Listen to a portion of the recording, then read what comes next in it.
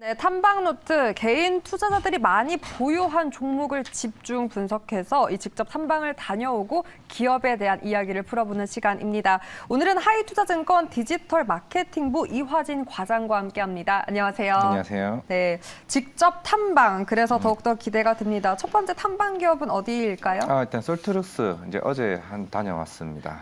어제 다녀오셨어요? 네. 오, 이게 핫한 원래 곳이네요. 2월 초에 사실 탐방이 잡혀 있었는데 워낙 이제 AI 시장이 뜨겁다 보니까 좀 일정이 좀 많이 좀 지연됐던 부분이었기 때문에 사실 뭐 이 종목은 뭐 종목 추천이라기보다는 좀 어떻게 보면 향후에 이런 AI 관련해서 좀 스터디 차원에서 일단 다녀고 왔습니다. 네, 일단 어떤 기업일까요, 솔트룩스?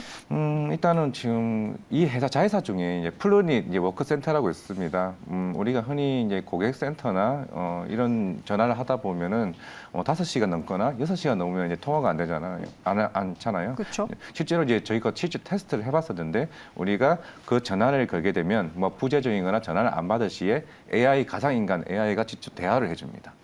솔직히 저도 좀 놀랐던 게 굉장히 뭐 투박하거나 딱딱할 줄 알았는데 네. 진짜 인간인 줄 알았습니다. 오, 정말요? AI 가상인간 비서처럼 대답을 하면서 만약에 어떤 영목에 대답을 우리가 해주게 되면 그에 대한 내용이 그 담당자한테 카톡이나 이런 관련 메시지로 전달이 돼요. 실제로 소통이 되는 느낌을 받으신 네, 거네요? 정말 사람인 줄 알았는데 가상인간이라고 실제로 얘기를 하시더라고요.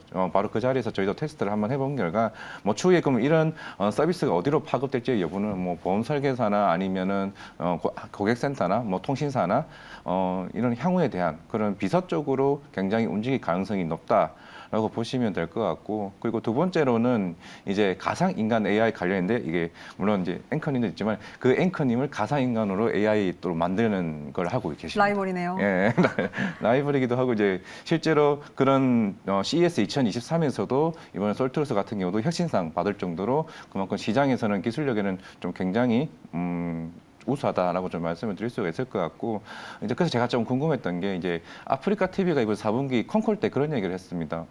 이런 그 BJ나 이제 유튜버들에 대해서 앞으로 AI에 대한 유튜브를 만들겠다라는 중장기적 이제 모멘텀이 있었고, 실제로 솔트루스에서도 이걸 지금 만들고 있습니다. 실제로 이번에 CE에서도 그걸 사람을 가서 행동을 했고, 그래서 행동을 한 거에 따라서 그대로 아나운서나 이런 관련된 유튜버처럼 이제 행동을 할 수 있게 목소리 변조까지 하는 모습을 보였었는데, 실제로 예전에 고인이 되셨던 유상철 이제 축구 감독님 목소리도 그대로 복원시켜가지고 똑같이 방송을 하는 모습을 보여줬었는데, 향후에 이런 인플루언서나 이런 부분 쪽으로 좀 진출할 수 있다는 측면에서 솔트루스 지금 당장이 흐름보다는 향후의 성장성에 대해서는 좀 기대가 크지 않을까 좀 생각을 하고 있습니다. 근데 정말 성장성은 클 수밖에 없는 게 사실 최근에 이 기업이 시세를 냈던 그 모멘텀이 그 국립국어원이었어요. 한국어 데이터 사업 수주. 네. 이쪽에 대한 이력이 부각받으면서 그 챗 GPT에 대한 모멘텀까지 받았기 때문에, 그런데 중요한 건 사실 이런 성장성 말고 정말 이게 이익으로 연결될 수 있을지가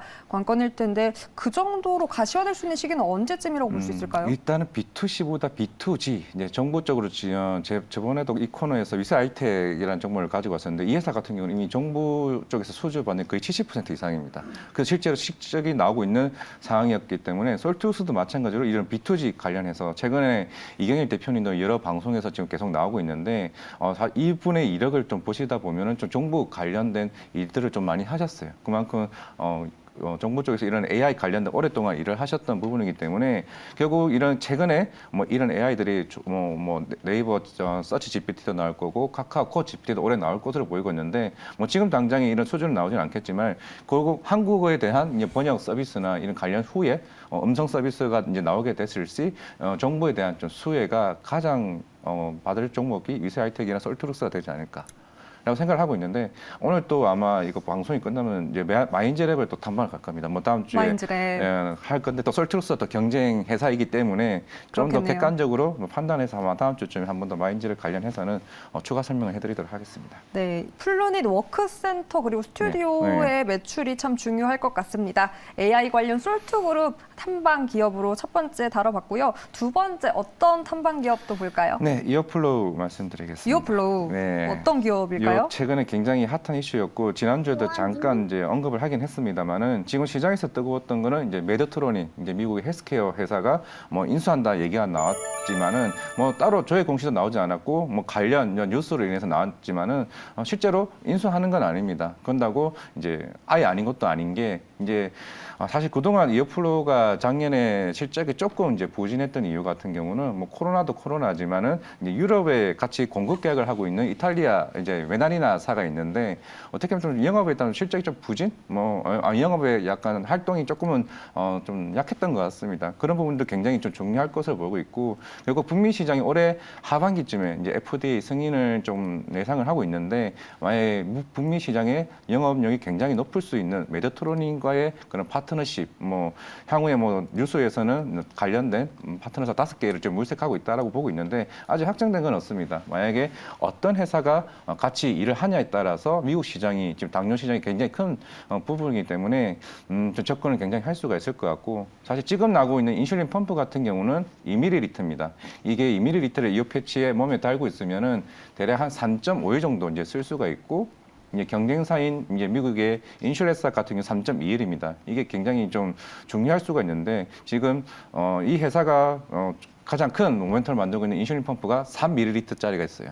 이거 같으면 7일 동안 쓸 수 있다는 측면에서는 아직 이 시장을 아무도 선점을 하지 못한 상황이기 때문에 굉장히 큰 성장 모멘텀이 될 수도 있다라고 생각하고 있습니다. 유일함이 어떻게 보면 강점일 수 있을 것 같은데 제가 지금 실적을 보니까요. 네. 지난해 실적이 매출은 잘 나왔는데 영업 손실이 지속이에요. 네, 맞습니다. 소위 또 애널리스트 사이에서 그런 말이 있다면서요. 네. 집 나간 영업이익은 네. 돌아오기 어렵다라고 하는데 이 이오 패치에 대한 매출 모멘텀이 너무나 중요할 것 같습니다. 어떻게 개선의 여력은 어떻게 보세요? 일단은 원래 작년 가이던스가 한 100억 정도 되는데 아마 작년 매출이 100억은 안 나왔어요. 근데 올해부터는 그동안 지연됐던 부분들이 다 세팅이 된 상태고 중국 쪽의 시노케어 이제 조인트 벤처 회사도 올해부터 본격적으로 매출이 나오면은 한 로열티 한 10% 정도는 이제 이어플로가 가져갈 것으로 보고 있고 유럽도 본격적으로 시작을 했고 그리고 두바이 그리고 인도네시아 부분적인 이미 동남아 이런 관련되는 이미 실적이 올해부터 본격적으로 나올 것으로 보고 있는데 물론 향후에 2025년이 매출 1,000억 이제 가이드라인이 있습니다. 그러면 결국엔 북미 시장이 굉장히 중요할 것으로 보이고 있고 지금 이제 유럽 쪽에서도 건강보험 등재가 지금 현재 9개 국가, 최근에 독일도 보험 등재가 됐기 때문에 사실 보험 등재가 제일 중요한 이슈입니다. 향후에 뭐 일본이나 싱가포르 쪽에서도 만약에 보험 등재가 되게 되면은 매출 자체가 빠르게 올라갈 수 있는 원래 가이드라인 올해 한 400억 정도 매출을 좀 기대를 하고 있는 상황인데 결국에는 우리나라 같은 경우도 아직 건강보험 등재가 아직 안 됐어요. 조금 이것도 좀 추후에 이슈가 좀 계속 될 것으로 보이고 있는데 그렇군요. 이런 국가들 하나마다 등재가 될 때마다 제가 볼 때는 그 시장을 빠르게 선점할 수 있는 부분이 아닐까 싶기 때문에 매출은 충분히 올해 흑자 전환할 수 있을 것 같다 말씀드리겠습니다. 그러한 보험이 좀 가장 중요한 이슈이자 그렇기 때문에 오히려 안 되고 있는 국내 시장에서는 리스크로 볼 수 있는데 일단 해외 매출 쪽을 조금 더 집중하고 있는 것 네. 같습니다. 그럼 이게 또 올해 반영이 될 거라고 네, 지금 보는 인슐렛 걸까요? 같은 경우는 대부분 국가들에게 다 건강보험을 등재를 받는데 아까 3.5일이라고 얘기했는데 네네. 3.5일마다 거의 한 4만 5천 원대입니다. 그럼 그걸 한 달 동안 한다고 가정을 했을 때 대략 한 120만 원, 150만 원이죠. 근데 그게 건강보험이 되면은 50%나 70% 정도 할인이 됩니다. 그에 대한 굉장히 소비자에 대한 부담이 적기 때문에 오히려 건강보험 등재됨으로 인해서 소비자 수요가 엄청나게 많이 좀 생길 수 있다는 측면에서는 결국은 앞으로 이제 이어플로에 대한 주요 뉴스 같은 경우는 보험 이슈가 굉장히 좀 중요할 것으로 보고 있고 그리고 북미 시장의 FDA 승인 그리고 향후 뭐 메드트로닌이나 여러 이제 빅파마들과의 이제 영업 파트너십 추가가 좀 중요한 이제 뉴스가 되지 않을까 생각하고 있습니다. 네, 그렇군요. 일단 매출 충분히 개선 기대감, 모멘텀이 명확하고 또 작년에 반영되지 못한 게 올해 또 반영될 수 있다고 하니까 충분히 돌아올 것 같습니다. 가격 전략 혹시 있을까요? 네, 일단은 지금 24,000원대이긴 하지만은 저는 조정은 나오면 무조건 분할 매수를 관점으로 보고 있는데 생각보다 견조합니다. 그 이유가 일단은 곤지암 공장도 올해 이제 공장 완료가 되기 때문에 생산 캐파가 굉장히 좋아지는 부분이기 때문에 일단 목표가는 일단 1차로 35,000원 잡겠고 신규 매수 제가 좀 빠진다고 했을 때 22,000원 선이면은 매수 구간으로 좀 잡으면 되지 않을까 생각하고 있습니다. 네, 이오 패치 그 실적 개선 모멘텀을 갖고 있는 이오플로우 두 번째 탐방 기업 함께했습니다. 세 번째는 어떤 기업 살펴볼까요? 네, 해운 쪽입니다. HMM 말씀드리겠습니다. 해운. 이 해운도 사실 업황에 대한 그 불안감이 아직도 있어서 참 지지부진합니다. 네, 그렇죠. 사실 그동안 2021년, 22년 때는 우리가 워낙 이제 뭐 수혜지 운항 뭐 이슈도 맞아요. 있었고 물류비 상승에 대한 그런 이슈가 워낙 많았기 때문에 주가가 이제 많은 측면이 있었고 지금 이제 HMM이나 페노션 같은 경우는 최근에 BDI 지수가 빠르게 이제 올랐습니다. 600에서 거의 1100까지 지수가 거의 한 60% 이상 올랐는데 BDI 같은 경우는 이제 철강성이나 석탄 관련 비중이 굉장히 높기 때문에 최근 중국 쪽에서 이제 인프라 투자가 꾸준히 나오게 되면서 BDI가 지수가 좀 급등을 했는데 물론 내일 양해가 개최가 됨에 따라서 경기 부양책에 따라서 향후 관련된 해운 이슈는 좀 될 것 같고 HM이 또 개별 이슈 같은 경우는 이제 어제도 시장에 나왔습니다만은 매각 이슈가 올해 계속 나오고 있습니다. 뭐 지분 20%를 가지고 있는 산업은행 포함해서 계속 이제 매각 이슈가 있을 것 같은데 결국 HM이 여기서 추가로 상승하기 위해서는 이제 연구체가 좀 굉장히 많이 있습니다. 결국 연구체 매각을 어떻게 해결하냐에 따라서 새로운 이제 매각사들이 이제 뭐 현대차 그룹도 얘기 나오고 있고 여러 관련 기업들에 대한 인수 이슈가 있기 때문에 만약에 최근에 자문단 구성을 어제 얘기가 나왔었는데 향후 이런 연구체 매각이 어떻게 빠르게 흘러가냐에 따라서 상반기 흐름이 나온다 그러게 되면 HM도 조금은 접근을 해봐도 괜찮지 않을까 생각하고 있습니다. 네, 어제는 그래도 조선, 뭐 어떤 성광밴드 등 이런 기업은 좀 시세를 좀 갔음에도 불구하고 해운주는 여기서도 또 소외를 받았기 때문에 특히나 해운주하면 이 BDI 운임지수도 정말 중요하잖아요. 맞아요. 그렇기 때문에 중국 양회 기대감이 너무나 중요할 것 같습니다.